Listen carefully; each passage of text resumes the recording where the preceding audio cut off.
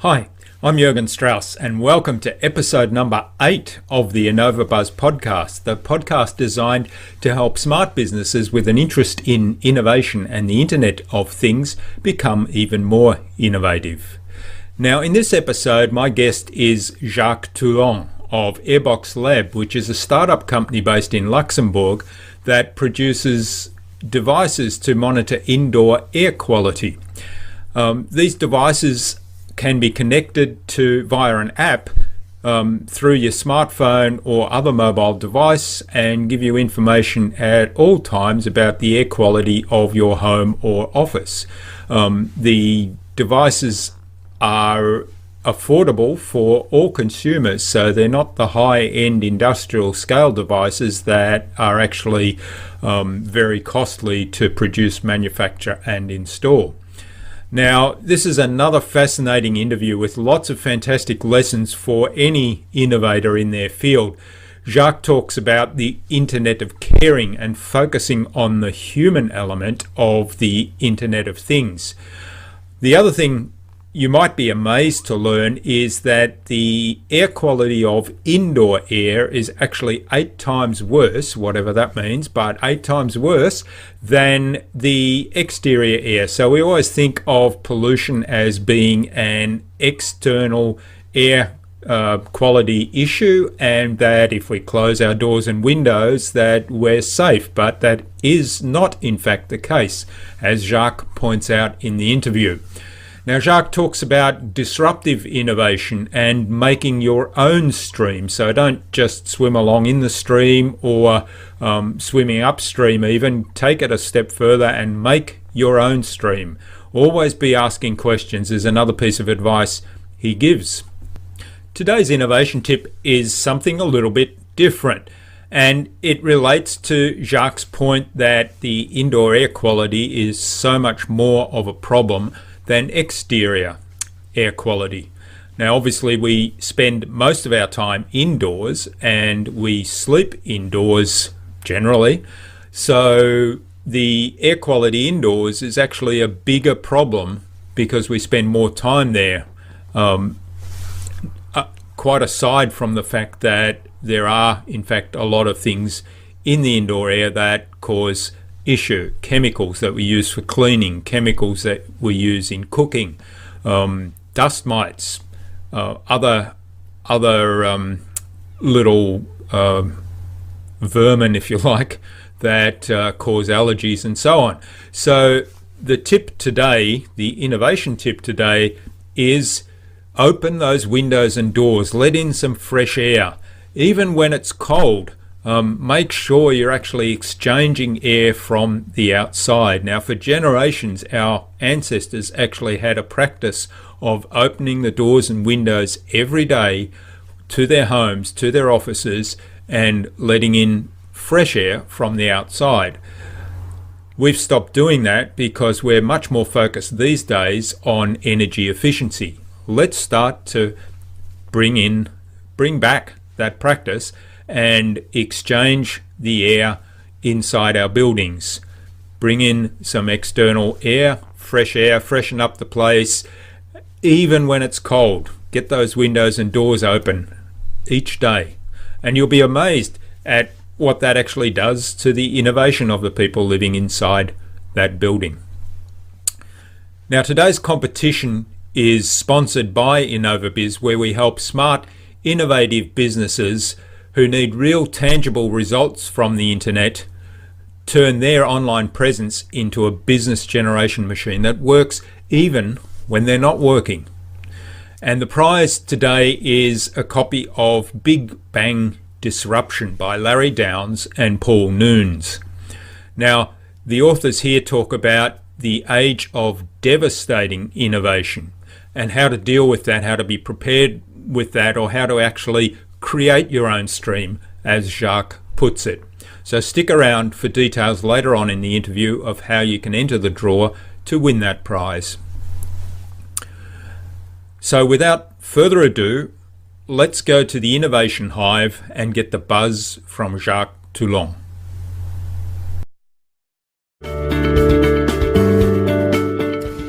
This is the InnovaBuzz podcast, helping smart businesses be even more innovative.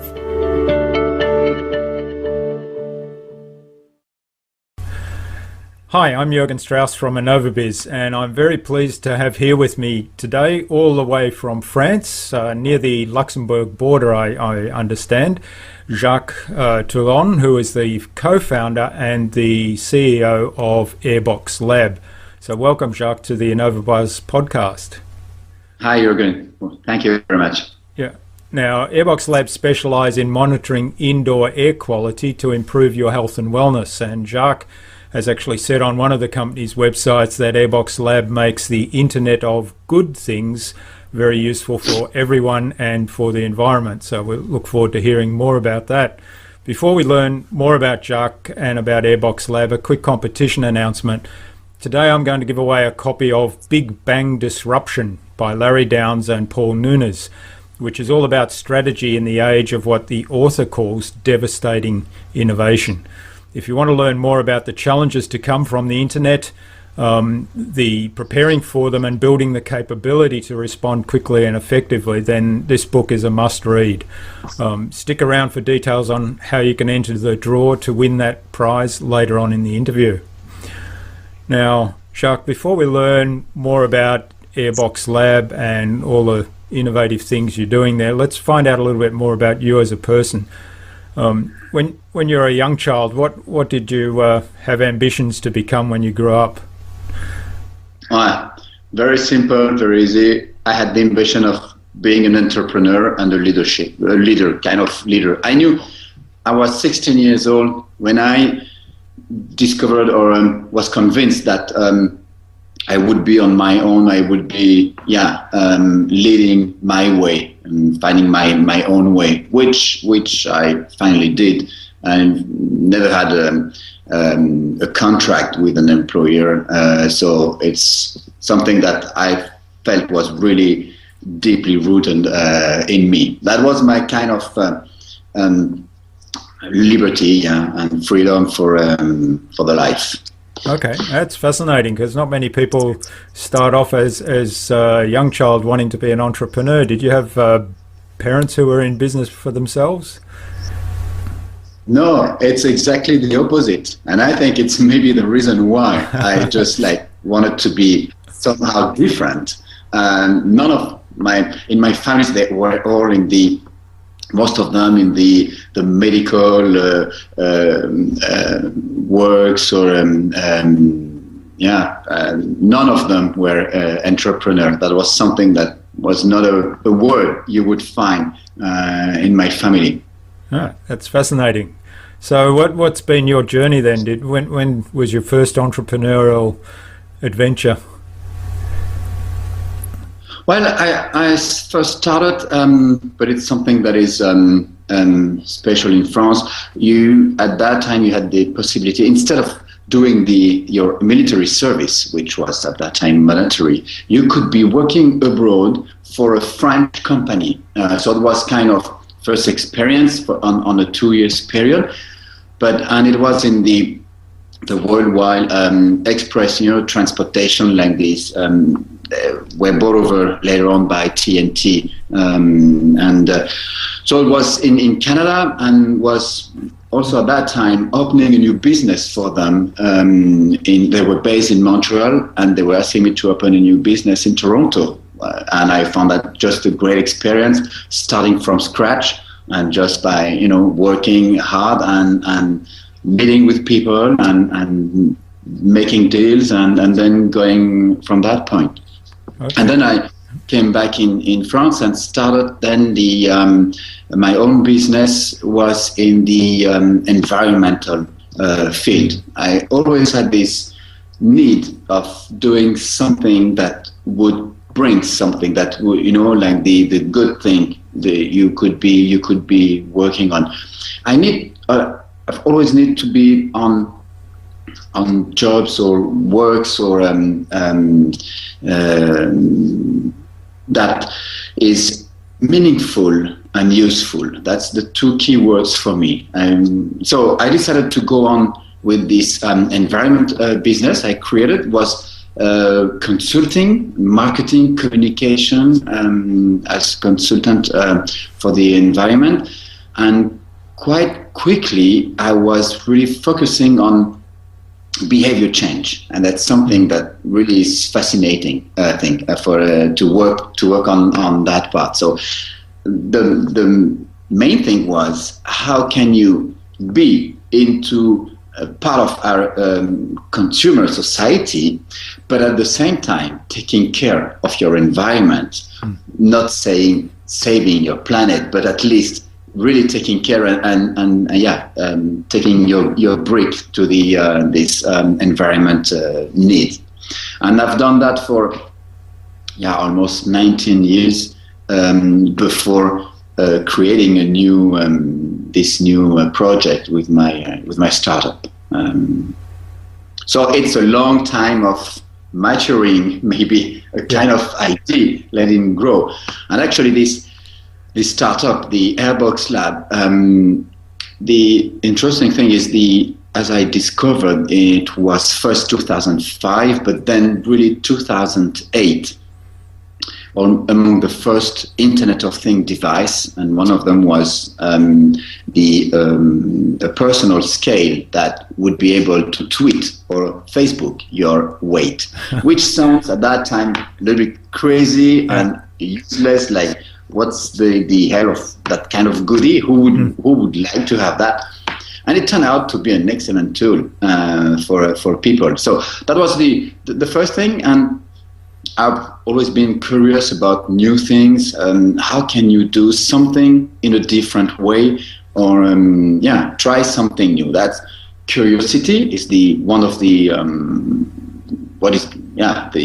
the energy that is driving me. And since I've been working on the environment subject so long, there's one of the subject that is the air, and the statement with the air is very something awkward, because it's been, like in Europe, it's been 30 years that we hear about the outdoor pollution, that it's how bad it is, how and it's not improving at all. Like the EEC is pushing for new laws, putting it mandatory to watch out for the and decrease the outdoor pollution. But it sounds like if you close your door and your window, you're safe. Yeah. It's like it's only existing outside. And I remember one thing in France that was really shocking is the Chernobyl accident in Russia, where the French government dared to say that the radioactive cloud did not cross the French border. And that was, at that time, I felt so betrayed in somehow. And it's the same thing about the outdoor pollution. It's a real problem, because it's been 30 years that we are misleading people about that problem.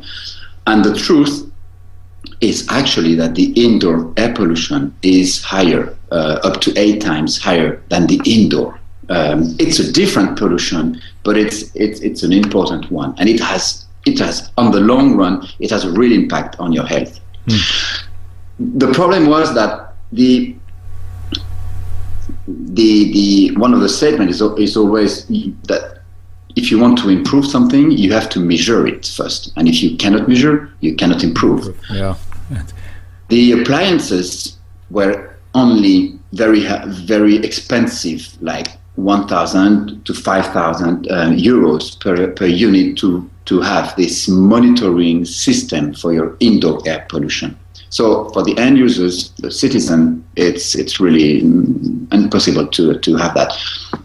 And it's thinking about this Internet of Things technology and making it possible and affordable for this subject that was not taken into consideration. So it's disrupting an existing technology, but on an unexisted market. That's the what I'm working on with my startup. Okay. And the big goal is for us is to empower people with knowledge and then decision making, because then you can improve as soon as you can have this look on the indoor air quality. Yeah, that's fascinating. Now let me take you back. You said that indoor air quality was 8 times worse than outdoor. Yeah. So what's contributing to that? Well, it's quite simple. It's because of mainly products and activities. We are in a consumer society. We are all, and that's with the help of strong marketing, strong hygienist marketing. We need to smell the odor of cleanliness. Okay. And it's something that is also misleading people because it's only chemicals. Yeah. You don't need that actually, but you feel that it smells good. It smells something that is clean. And since you cannot, it's invisible, intangible. So it's only in your mind. So you have a lot of products that you use. Like, paradox is when you do cleaning at home, you're just polluting your home. So it sounds awkward, huh? But that's the truth. And you can see that with the device we're working on, because you see on the charts, you see the trace of the chemical in the air or the particulate matter that are in the air. So that's the first thing. And the second thing is the activities, like by cooking, you also produce pollution.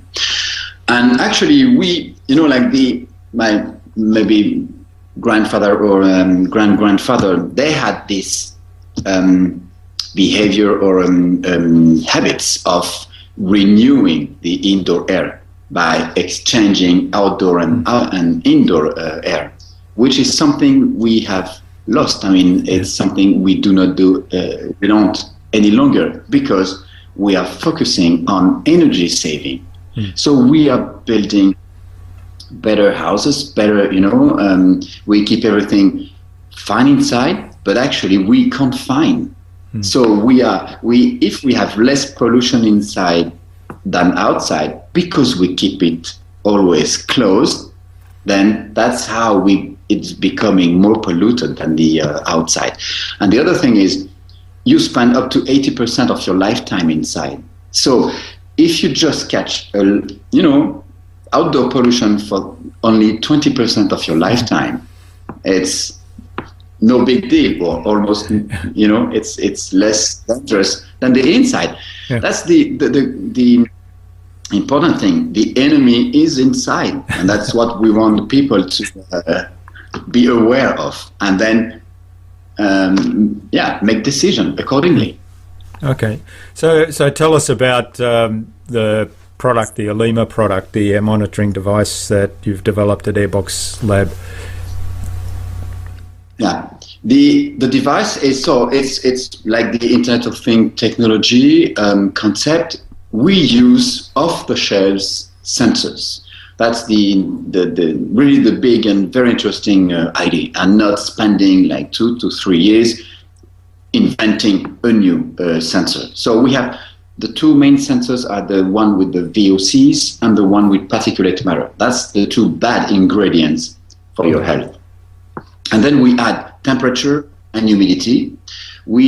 So it's a monitoring station, and that means it's a continuously measuring, sending the data to the cloud, and in the cloud, then we do data processing. We do data mining. We analyze the pollution levels. We benchmark them. We use also, you have a threshold given by the World Health Organization. So we also use that because it's starting level. We work on what it's called also pattern recognition, because we can detect some type of pollution. And we also work on predictive analytics. So it's a really, like, we have some kind of artificial intelligence in the cloud that is doing the work for you, and then we come back with an app on your smartphone, and we deliver notification, warnings. We deliver also actionable advice, and we'll be delivering also a kind of like your personal indoor air pollution forecast. Because the device is learning from your habit, from the way the pollution and the airflow inside your house. So it's really hardware, but our core business will be the service, the intelligence, and the coaching side that we will be delivering. So really helping. It's something that I found that really helped, exactly. And the one important thing is, if you just deliver dashboards to end users, you're doomed to fail, because this is not what on a daily basis. Just receiving data, figures, and dashboards leads you nowhere else than putting on the side and let it on the side. So it's something we don't want. We want also to have kind of people's stickiness with the app, because it's how we want them to learn to improve their indoor air quality. So that's why we also are implementing gamification within the app. Okay, and the whole thing is like a jogger, like a sportman. Yeah. We want you to improve and keep your indoor air as good as possible. Okay. That's it. Yeah. So you're taking the data and you're turning it into something useful for everybody in the community. Yeah. And I like the idea of turning it into a little bit of a game, so get a reward for changing behavior. Exactly. Yeah. Plus, people will be able to use the results. They will be. We want to create also a community of people, and we believe that if you have your best practices could be beneficial to other people, could be exchanging. It's being a way. It's the kind of could be a kind of Wikipedia of the good home vibes by sharing the things and being able. First, of course, to see it, to make it visible, and then to exchange with the other people. So it's working all together to improve it. Yeah, that's fascinating. Yeah, so a little Wikipedia to build best practices and share them.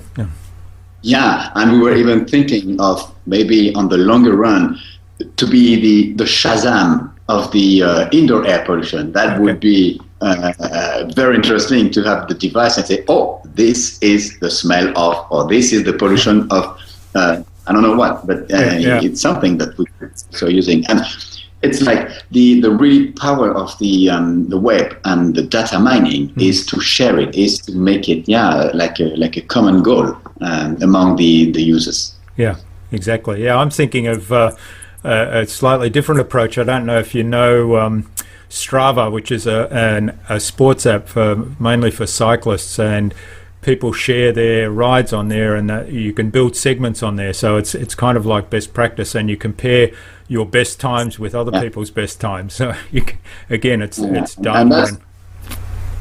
That's the new generation of the Internet of Things devices, and I think this is much more, powerful than the first one that was just, we were all going really into data, just pure data that you would be getting. But we human are not made for data users.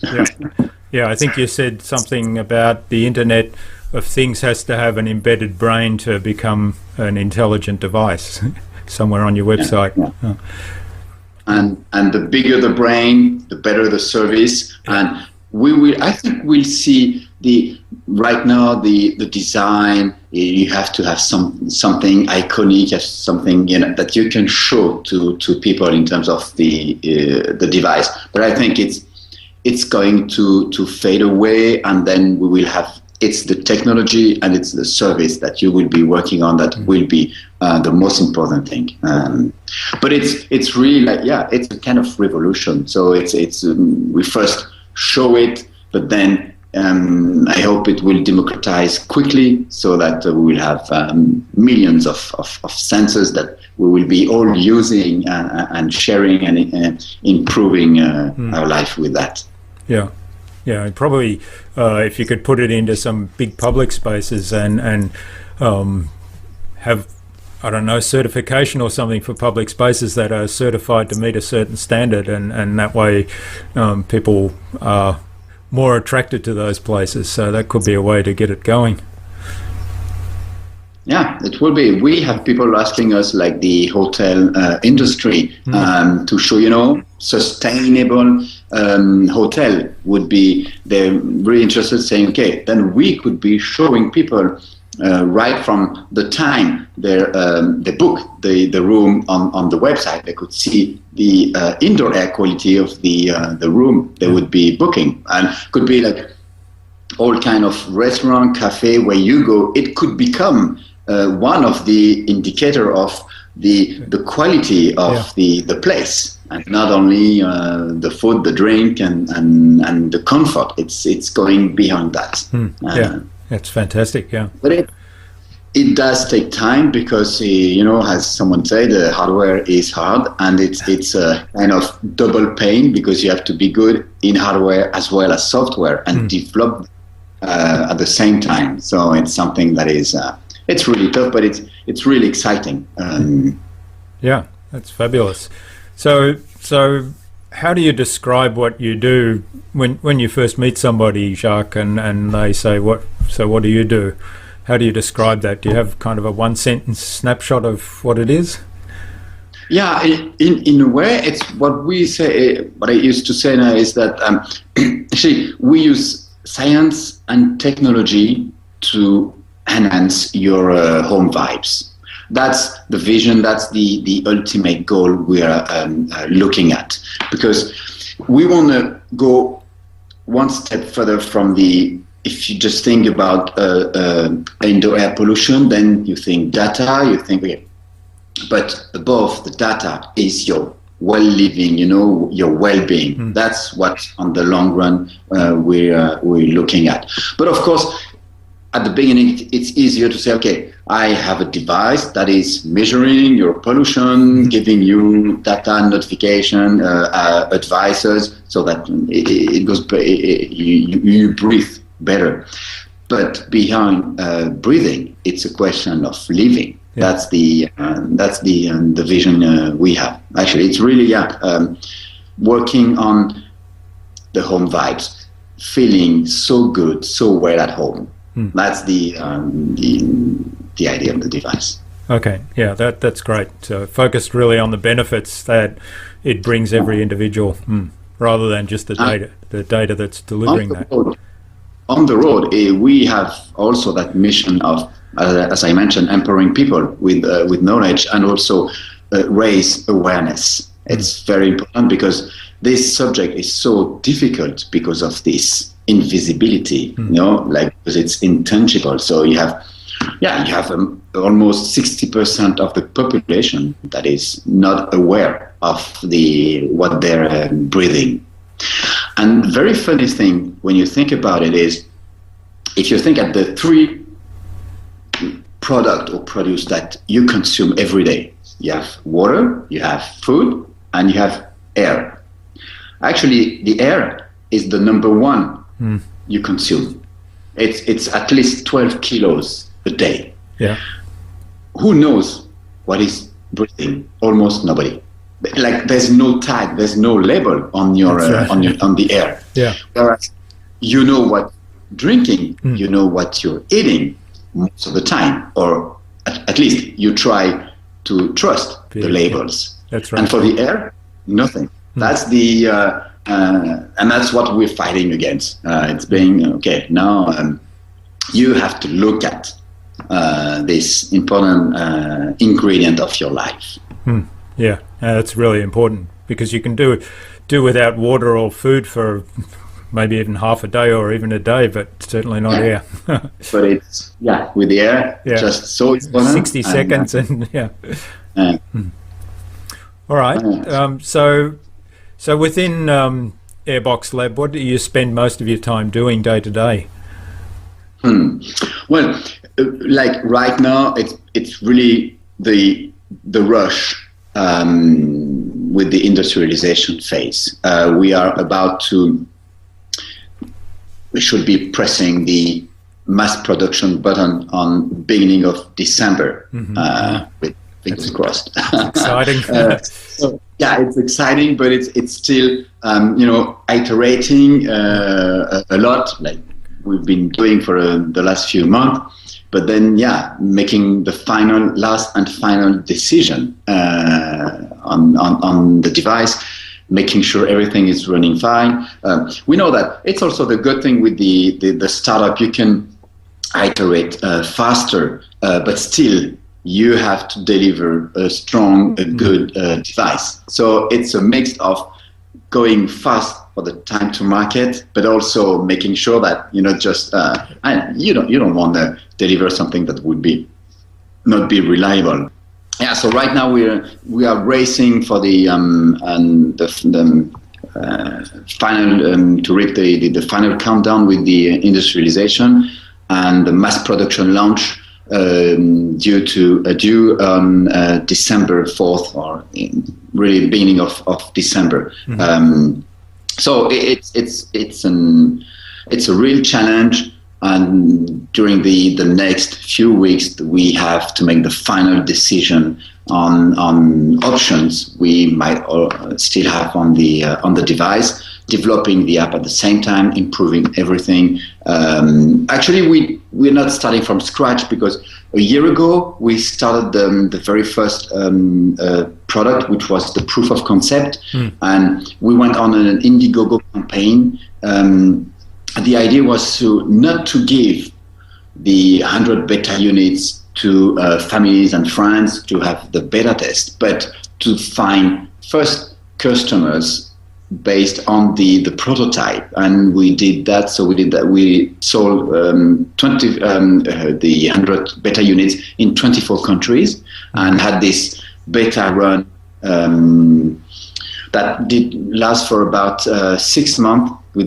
So we got a lot of feedbacks, and from that we reworked everything: the design, the app, the name. So it's going to be like a second product that will be the very first one that will be launching end of the year, and depending on then after the beginning of next year. And that's but it's going to be soon ready to push the go button. Yeah, that's great. So you had an extensive kind of pilot scale testing for 6 months.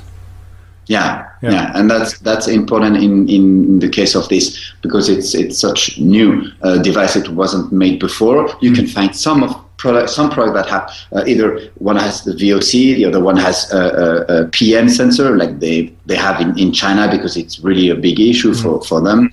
But it was the first time that a startup was really putting together these two ingredients and start working with it. So it's also even more complicated. So it requires more beta run. And where are you going to commercialize first? Which countries? Well, actually, what we saw also with the Indiegogo campaign, we saw that the two first market that would be eager to have the device was the States and China. Not for the same reason. China is because it's the very first country which for you have a visible issue. And they're helping us raising awareness because it's so visible. I mean, it's becoming so bad. So they're in an emergency situation. And the States, because it's a more mature country for Internet of Things devices. It's something that sounds already more common, or that people would be, okay, let's go for it. Let's buy that device as another device. Whereas in Europe, it's still the kind of, it's happy few people who have the device and who like early adopters, and so it's taking longer in Europe. And there are two things that are sometimes awkward. The first one is that actually the indoor air quality in China is not worse than the one in Europe, but it's the idea that people have about it that is completely different. Yeah. European people are convinced that the indoor air is fine, is okay, there's no problem, and they're wrong, because they've built so much more around energy saving, energy efficiency, that they're just confining. Whereas in China, they don't confine, but they have bigger outdoor pollution issue. Yeah, so it's really, it's two different ways, but actually, I think we are really sharing the same problem with the Chinese people. No, that's great. Okay, so what's some of the biggest challenges that you face in building this new business? Well, it's the really meaning of disrupting. The disruption is our biggest challenge, because we go from the very extreme laboratory appliances to a consumer good, and there's no competition between the two, but there's this way of looking at it. I meet a lot of experts, scientific people, and I found experts on the air, they were just amazed, couldn't think that this would be possible. And these people, they're using PM sensors that could cost up to $200,000. They can just imagine, how can you just dare thinking about having a consumer good device that could be measuring PM? Yeah. So it's really this, trying to have the convincing. I mean, I believe one of the challenge is experimentation. It's a device that we have to use a lot through experiments, so that people will take the device and they will see by themselves. They will use it, and the way they will use it. I think it's a little bit like going backwards in 2008 with this personal scale that was tweeting. It's something like, what the hell are you doing? And what is this idea? I really strongly believe that it's something we are bringing a real value for people. But we have to educate them. We have to make sure that they have to see the result, the benefit. Yeah. A lot of my guests have said exactly the same thing. Basically, if you've got a disruptive technology, it's educating the consumers or the potential customers about the benefits is one of the big challenges. I remember 3 years ago about the quantified self with the wristband, like measuring your body activity, and there were all journalists writing, it's not measuring properly, it's relative measurement, so how can you trust that? And there can be a difference of 15 to 29% of the accuracy of the sensors, so how can you use that? And actually, I always told them, you don't care. What you do care is the constant reading and is the long-term use of the device. It's like a personal scale. Everybody knows that there's no one personal scale that is accurate. Yeah. But it's because you use always the same one, that you can, and it's funny because you have this, it should be, they should think about it automatically. But no, it's new, so there are questions, and so now we start to see the benefit of using it. And now insurance company are interested in using the quantified self to improve the health and therefore the statistics of their customers. Yeah, it's fascinating. So but you just have to make sure, because as I used to say, the educating people is not a business model. So you have to find also your way in terms of business to succeed. Yeah. But it's really for me it's very important to have something that is this kind of doing good thing of making business and with a startup. Yeah, that's great. Yeah. So is there something that worries you, that keeps you awake at night? Oh, just one thing, or there are several. There are many things. Yeah. And it's really, right now. It's really the challenge of giving birth to this device. In a way, it's such a exciting but also stressful challenge. But no, for the rest, I've always been enthusiast and optimistic person. So I really I believe in the future. So it will be working. I'm really convinced. It's just, what would maybe wake me at night is also how long will it take to have people, being convinced to have you want everyone to be, okay, that's what we need. And so going from the nice to have thing of the few people to the must have thing that, why didn't we think about that before? Yeah. I would like to be at that stage already. Yeah. Okay. So if you could wave a magic wand and fix one thing within your business, what would that be?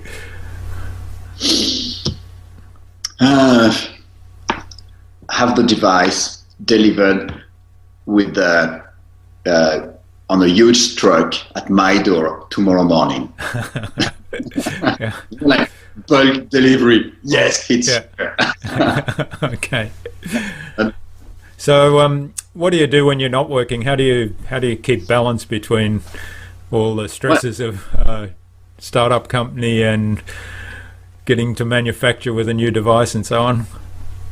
I think it's in my blood. So when I'm not working, I'm having a little bit of sleep and spending a little bit of time with my family, with the kids. But it's it's really. I think it's something. I'm breathing business, and my startup is also breathing into me. I mean, that's really something. And I've always been like that. It's my balance is by being overloaded of work with what I'm into it. When I don't do that, I'm getting nuts. So okay, so and they know that, my wife and the kids, they know that as long as I'm really into it, busy, this is how I feel the best. Yeah, so you're happiest that way. Yeah. Okay, do you read? Have you read some interesting books recently that you recommend to our audience? Well, no, there's one, but it was it's 2 or 3 years ago. The biography from Steve Jobs was really something I remember. It was actually a summer where I spent some time in Italy. Was reading that, and at the same time, I was starting the kind of business plan for my startup, and was like, I still have it in mind. Was really a great time. And that's the one that I still have in mind.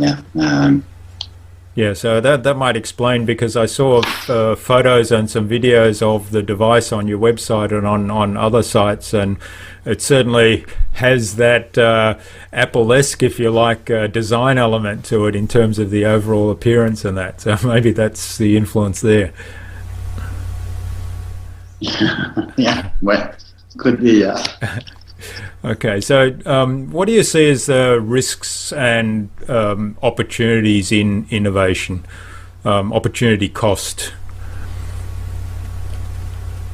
What do you mean with opportunity cost? Well, the risk of innovation. So we talk a lot in this podcast about innovation, but it's not just about innovation at all costs. So there's usually risks involved and opportunity costs, and what do you see as those, and how do you deal with that? To, like you said, it's important to have a good business model and make sure that the benefits can actually be turned and the education can be turned into a business. Well, there's something that is really stressful for the hardware startup is that you have to reach quickly high volume so that you get the scale of the economy, scale of economy. Because if not, you're dead. It's something because you are working on a mass market consumer good, so the cost and the price, the retail price, is so important. Whatever the service that you embed, the brain, the intelligence you embed in your device, it's something that is really a step that you have to succeed with that. And yeah, we've had this chance. Because, and also thanks to this crowdfunding campaign, we emerged, and we had then people knocking at our door saying, like businesses knocking at our door saying, wow, the thing you're creating is something I've been thinking, dreaming about it for years. It's not directly in my business, but I see the potential of raising awareness, of being, keeping this thought leadership on my business in my field, and it's simply great because thanks to that we've been able to work on B2B2C partnership. Mm-hmm. So going without being strictly on the B2C market with selling one by one unit. Yeah. So that's really something that is helping us, and that I think that's the best achievement we've done till now, to have that, so that we are in the capacity of having our cost really mastered and can work further on. That's good advice. So capacities of scale and managing cash flow, I guess, as well. Yeah, because it does take cash flow and because of the hardware. Okay, well, let's move on to the Buzz, which is our innovation round, where this is designed to help our audience learn from your experience and get some tips. So there's about 5 or 6 questions, and hopefully you'll have just a one-line answer for us that will blow the audience away. Okay. So what's the number one thing you think anyone needs to do to be more innovative? So for me, it's disrupt. Don't just think out of the box. Just don't take things for granted. That's the number one thing for me. Yeah. Go against the mainstream, and create your own stream. Yeah, that's great. I like it. So what's the best thing you've done to develop new ideas? Yeah, in a way, it's not thinking the way people think, but questioning. Once you start questioning what is around you, what are the businesses, what are the ideas, what people are doing, and staying eager on curiosity, always question and put new questions on the table, and it's amazing how many answers you can get once you start. Yeah, that's great. One of my guests recently talked about asking why 7 times. So every time they have a suggestion, there's 7 times they have to ask why, and each time you get a new insight or All right. Do you have a tool or a system for innovation or improving productivity around innovation? Actually, no. A tool, working hard, iterating, and that's really something that is so strong, so powerful with the startups, and also being open right from the beginning. It's the complete opposite model of the old-fashioned industry. Keep it open. Let your competitor take them on board, but then you'll just be racing faster than they will be. And so that's something, that for the innovation is something I've learned with the startup, and I think it's so strong for Yeah, so more about the open sourcing model rather than trying to keep everything secret and in-house. Exactly. Yeah. What's the best way to keep a project or a client on track? Being close to them and open in the way you do business with them. I always say it's considering them like partner and not customers or providers. It's really co-building the project. That's how we work. Okay, that's great. Yeah, great advice. So finally, what's the number one thing you can do to differentiate yourself? Well, I wouldn't consider me as a genius. We always say it's like the use of the brain. What's the percentage of the brain you use? It's 1% genius and 99% labor and hard work, and there's no magic powder for that. I think it's just going fast is really one thing, and of course not being afraid of really sticking to your vision, meaning going really not away but further down the road, rather than just sticking to your the idea and the technical practical things. That's something that is very important, and if you open, you do that easier than when you just keep everything closed, secret into your box. So it's have the more inputs you have on your project, so the more open you are, the better you'll be. So push the boundaries a little bit. Yes. All right. Well, that's great. So what's the future for you and for AirBoxLab then? So obviously you've got the big launch, the production launch and commercialization coming. That's the very next step, and then of course expansion. And then part of our vision is to I'm really looking at the making the Internet of Caring. That's something that also I have in mind from the beginning of the startup, and it's something that I'm already working on.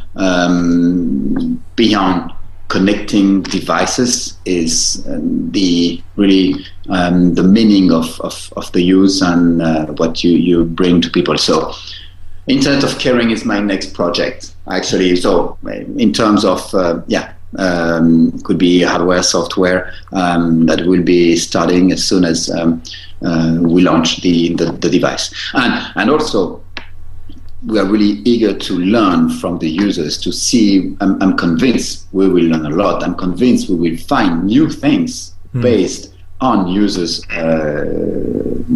way of using and sharing with the device. Yeah. So that's going the evolution of the device.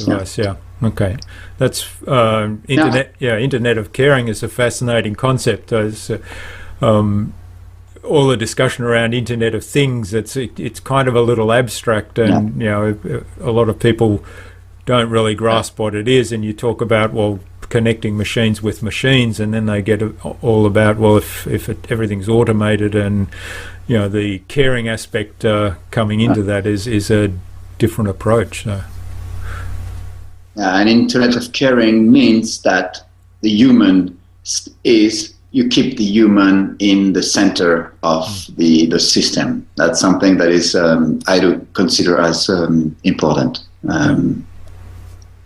Yeah, that's great. Thanks for that, Jacques. Now, I just want to remind the listeners again and the viewers about the competition, and it is a copy of Big Bang Disruption. So we've talked quite a bit about disruptive innovation today, and that book's by Larry Downes and Paul Nunes. And it is all about strategy in the age of what the authors call devastating innovation. So it's innovation that's actually turning things upside down for us. So how do you prepare yourself for that, and how can you take advantage of the opportunities? Now, to enter this competition, what we've thought of is if you leave a comment under this video and in fact tell us how you think the Alima Air Quality Monitor can help your own home, your own quality of life, and what features you think it should have to make it even more useful for you. So thinking a little bit about what Jacques has just said about the Internet of Caring, is there an idea you can come back with for Jacques and his team there? And if you leave a comment under the video, I'll get Jacques to swing by in a few weeks and award that prize. So is that okay, Jacques? Yeah, fine. Yeah. Great. Okay, well, in conclusion then, what's the number one piece of advice you'd give any business who wants to be a leader in their field in innovation? Well, the thing is, always you say that go against the no. And that's something that is also in the description. And so the complementary thing is don't look for the yes. It's the two part of the way you have to move forward. Okay, terrific. Thanks. So that's been really great, Jacques. Thanks. Where can people reach out to you and say thank you for everything that you shared with us? Thanks for your time, for your people listening, being on your podcast too, and wish to always. My door is always open, even if it's only an e-door. You can always knock at my door, and love to keep the conversation open. That's for sure. So are you on Twitter or on LinkedIn? Yeah, Twitter is Jacques Tuoillon. We have a Facebook page with Alima and AirBoxLab. And this, on the website you can find me. You can find me pretty easily on LinkedIn too with Jacques Tuoillon. There's many ways of knocking on my door. Yeah, and we'll post links to that underneath the video. So finally then, who would you like to see me interview on the InnovaBuzz podcast in the future, and why? Well, there's a guy, I'm just been in touch with him recently, and the interesting thing is that we've almost at the same stage of implementing and launching the device. He's in the quantified self in the health business, and it's called his startup is called Astud. It's based in California. It's Nick Vasilakis, and can give you his mail. I think it's interesting because it's in the same process of using sensors and going to help people on the health and wellness also. So it's we might have also something. And I love his way of approaching the Internet of Things market or concept. Okay, well, thanks for that. So Nick, courtesy of Jacques Tuoillon, look out for an email from me inviting you to the podcast. So great. Yeah, well, Jacques, thank you so much for spending time with us. I think we've been on for over an hour already, and it's been really fascinating to learn about what you're doing and how you're approaching it, the whole philosophy around the Internet of Caring and making the Internet of Things have a personal aspect with, that human brain, if you like. So thank you very much. I look forward to seeing how your commercialization goes, and looking forward to hearing more about AirBox B&B and the Alima device. So I wish you all the best, and I hope things go well with that launch. Thank you. Thank you. Okay, great. Yeah, we'll keep in touch. Yeah, thank you. Bye-bye. Good then. So see you then, everybody.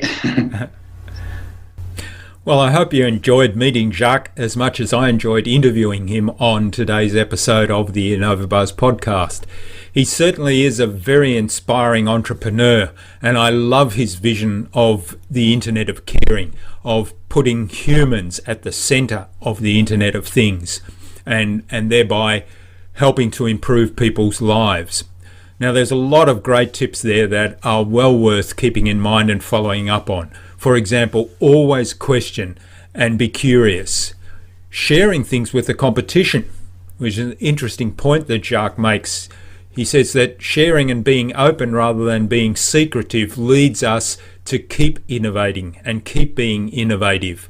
And also the suggestion of creating your own stream. Don't swim with the stream, don't swim upstream, create your own stream and swim in that. Now, of course, you can subscribe to this podcast on iTunes and Stitcher, and you'll never miss another future episode if you do that. So I'd certainly encourage you to do that. All the show notes and the resources and the reach out links for this episode are going to be at innovabiz.com.au AirBoxLab. That's AirBoxLab. innovabiz.com.au/AirBoxLab. So there's no hyphens, no underscore, no funny characters. You know the drill by now. innovabiz.com.au/AirBoxLab. Now remember to leave comments underneath the video for your chance to enter our competition, which today is sponsored by InnovaBuzz, and it's a copy of the book Big Bang Disruption by Larry Downes and Paul Nunes. And what we'd like you to do is tell us how the Alima Air Quality Monitor could help improve your home and your quality of life, and what features you would like to see in that above and beyond what Jacques has described and what you might be able to find on their website. What additional features you'd like to see in that would make it even more useful for you. So that might provide Jacques and his team with some additional ideas. Thinking about, of course, his philosophy and his vision of the Internet of Caring, with humans at the center of the Internet of Things. I'll get Jacques to swing by in a couple of weeks' time and pick out the best suggestions and the best ideas there for a copy of the prize. Now, Jacques has nominated Nick Vasilakis of Astute Inc. to be on my podcast as a future guest, and I'm going to get in touch with you, Nick, so keep an eye on your inbox because we're coming to get you from the InnovaBuzz podcast, courtesy of Jacques Tuoillon. Now, if you like these podcasts, we really would love you to give us a 5-star review over on iTunes, because it does help to build our audience, and it's my aim to share all of this exciting information that we're getting from these wonderful entrepreneurs and innovators, to share that as widely as we can, because there's just so much gold that we can learn from these wonderful people, and we need to share that with as many people as we can. So go to iTunes, give us a 5-star review. That will really help. Now remember, as always, if you don't innovate, you stagnate. So think big, be adventurous, and innovate on.